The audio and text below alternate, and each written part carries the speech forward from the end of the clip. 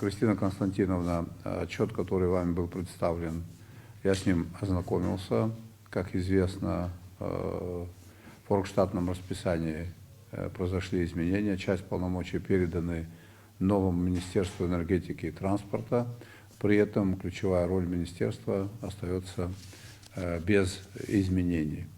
На что я хотел бы обратить ваше внимание в соответствии с вашим положением. Главные задачи, которые стоят перед министерством и которые должны получить импульс в 2024 году, в году, в который мы вступаем.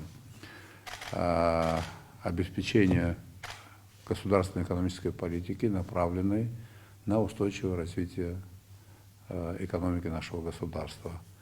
Анализ состояния национальной экономики, выявление болевых точек и выработка механизмов решения данных проблем. Создание условий, обеспечивающих максимально эффективное управление национальными богатствами. С этим у нас серьезные проблемы. Разработка программ, обеспечивающих развитие территорий, отраслей экономики. Разработка принципов государственной инвестиционной политики. Это то, без чего нам невозможно обеспечить развитие экономики.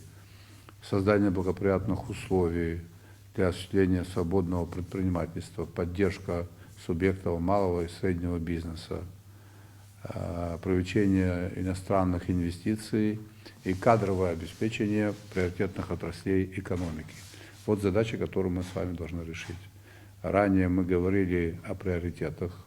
Это туристическая индустрия, это субтропическое сельское хозяйство, это развитие транспортной логистической сети, это развитие перерабатывающей сельхозпромышленности и все, что связано с теми приоритетами, которые я обозначил. Главное требование – это сохранение нашей природы, строжайшее соблюдение экологических требований. Вот задача, которую мы с вами должны решить. Ситуация непростая. Мы на протяжении долгих лет не можем перейти рубеж в 45 тысяч рабочих мест. Это принципиальнейшая задача создания рабочих мест. Сколько у нас трудоспособного населения, по нашим данным? Около 120 тысяч. Около 120 тысяч. Официально зарегистрированных рабочих мест 43-44, правильно? Вот, плюс самозанятые. Тут у нас огромный пласт работы, который нами надо выполнить. Развитие или, скажем так, устранение дисбаланса экономик региона в Абхазии. Это тоже очень важно. Направления заданы неплохие, в том смысле, что Восточная Абхазия в последнее время развивается, скажем так, более высокими темпами, чем это было ранее. То, что начато, вопросы связаны с обеспечением транспортной доступности этого региона, это правильная история. Если мы сможем вместе сделать так, что коммуникации транспортные дойдут до ЖД-станции хотя бы Очимчира, это тоже большой плюс.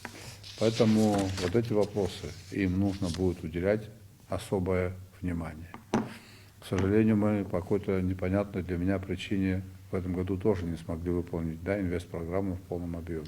Добрый день, Аслан Георгиевич. Спасибо за предоставленную возможность. Безусловно, важно отметить принципиальные задачи, которые президент ставит перед правительством и непосредственно перед Министерством экономики Республики Абхазия. В ключе поставленных вами задач проводится определенная работа, проводятся соответствующие мероприятия. Коротко хотела бы сказать о некоторых из них, не вдаваясь в подробности, хотя бы о достижении тех индикаторов, которые вы обозначили перед правительством в рамках реализации программы социально-экономического развития, то, что у нас сегодня есть из положительного.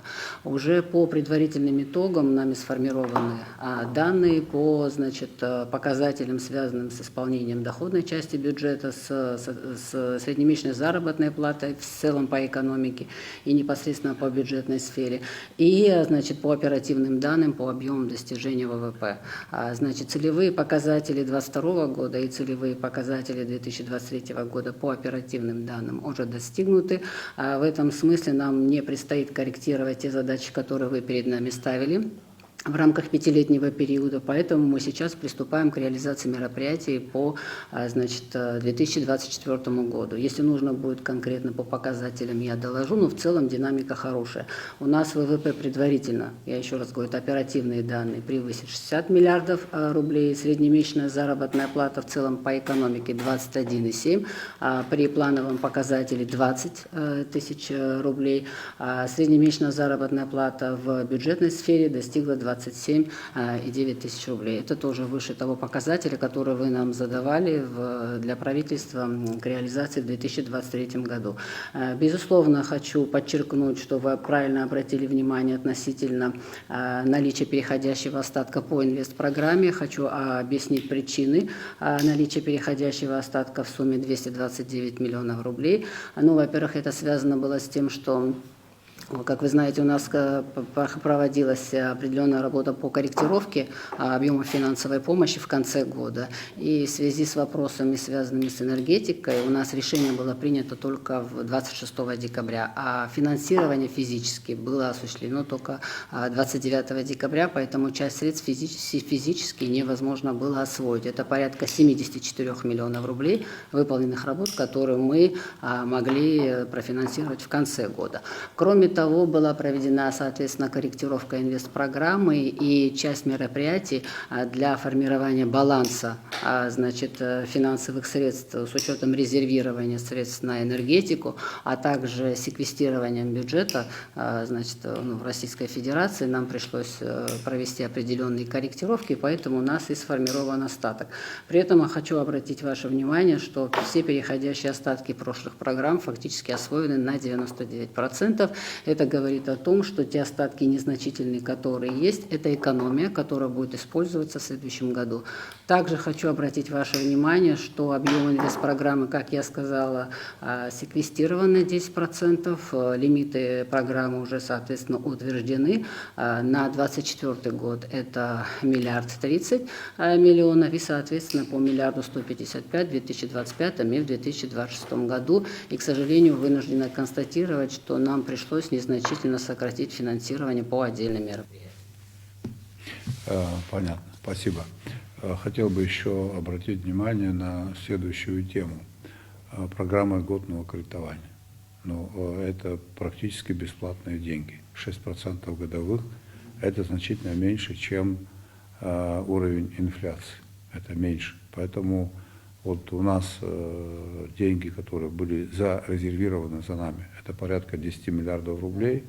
Мы реально сколько смогли выбрать из 10 миллиардов рублей? Аслан Георгиевич, на данный момент подписан один кредитный договор, одобрен еще один кредитный договор, но он пока еще не подписан, фактически 1 700 000. 1 700 000, два кредитных договора. В среднем по 750. Это низкий уровень освоения. 17% за 2 года. Эти деньги сейчас нам необходимо на это обратить внимание. Мы должны их привлечь в экономику. Нужно будет подключаться к президенту. Я готов. Завтра этих денег может и не быть.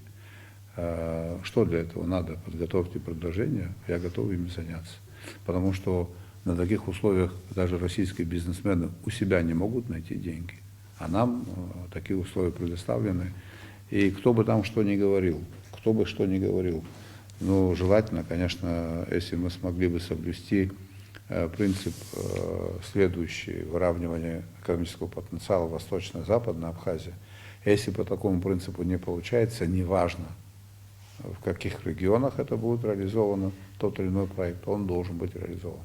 Мы должны сделать все для того, чтобы эти деньги в этом году на все 100% были освоены. Да, я бы хотела пояснить здесь, какая ситуация. У нас, Аслан Георгиевич, объективности ради надо отметить действительно на данный момент тот факт, что всего одобрено 2 проекта, но здесь есть обстоятельства, которые тому являются оправданием. Речь о чем идет? Как вы знаете, предыдущая программа в 1 200 000 по ряду проектов была очень неэффективной, и банки российские, которые участвуют в этой программе, очень тщательно изучают финансовые модели, финансовую состоятельность и эффективность, возможность эффективности использования средств. Кристина Константиновна, в части того, что оправдывающее не согласен, Если кто-то работал на двойку, это не значит, что мы должны работать так.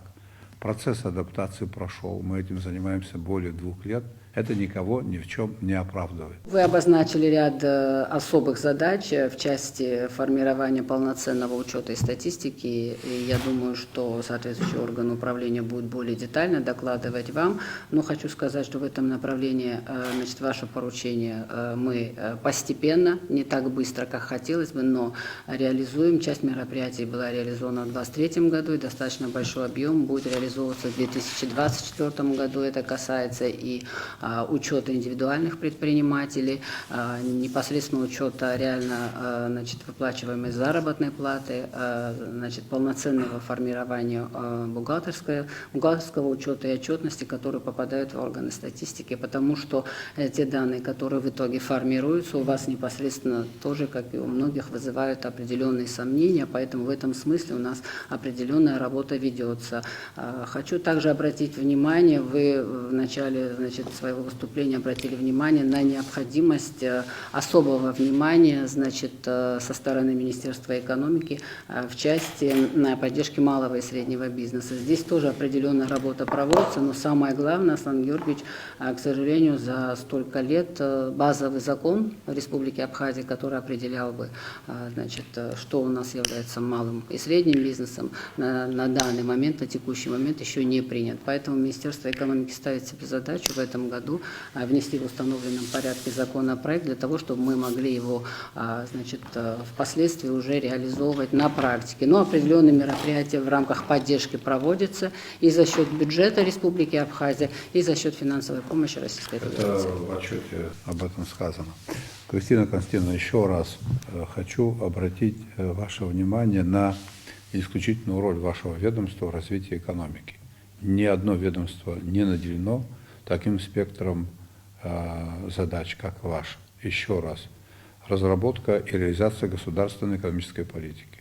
Это межведомственное взаимодействие и с Министерством по энергетике и транспорту, и с Министерством сельского хозяйства, и с Министерством финансов, и с Национальным банком.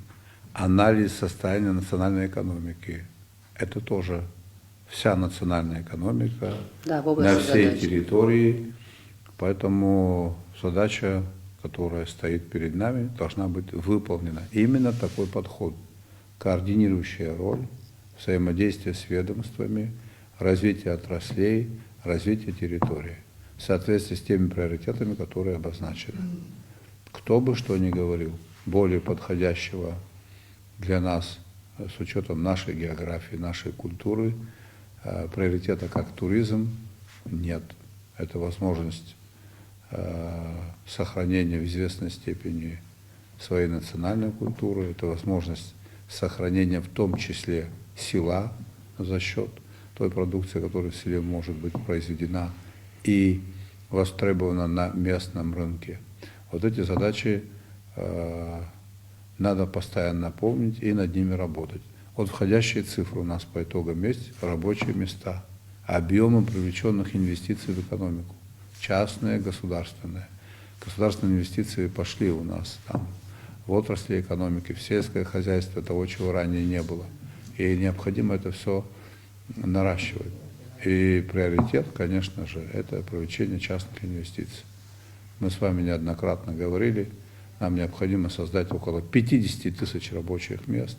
Мы понимаем, что такое одно рабочее место и какие деньги должны быть привлечены.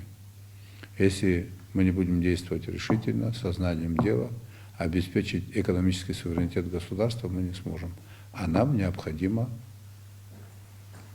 эту глобальную задачу решить. Ну, конечно, надо отметить, что в последнее время собственно доходная часть нашего бюджета существенно возросла. Если соотношение российской помощи и собственно доходная часть, наша собственная доходная часть, конечно же, возрастает. Спасибо Российской Федерации за ту помощь, которую они оказывают, но 1 миллиард 30 миллионов рублей не решит наших проблем. Да, и 5 миллиардов тоже не решит наших проблем. Поэтому нам необходимо ежегодно привлекать в экономику десятки миллиардов рублей. А хорошим примером являются те проекты, которые реализуются, проекты, связанные со строительством, возобновлением работы аэропорта. За это спасибо вам, вашему коллективу.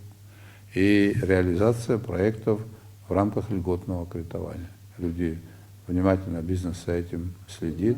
Там, где есть успех, как правило, он воодушевляет других соискателей. Поэтому нужно будет действовать вот таким образом. Принято, Аслан Георгиевич. Все, благодарю за работу. Спасибо.